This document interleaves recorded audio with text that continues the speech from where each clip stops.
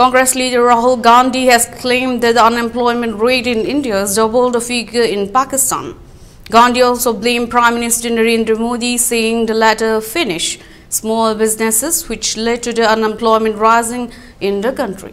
Addressing a public gathering during the Bharat Jodo Nyaya Yatra in Madhya Pradesh, Gwalior, Rahul Gandhi said India has doubled unemployment as compared to Pakistan.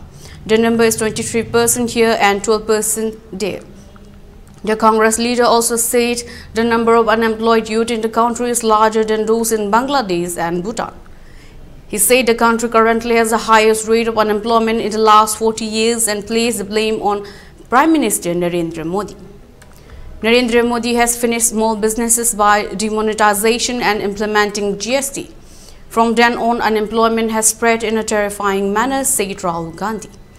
The Congress Yatra has a brief stopover in Gwalior before it paused for a day so Rahul Gandhi could attend the INDIA bloc's rally in Bihar's capital, Patna.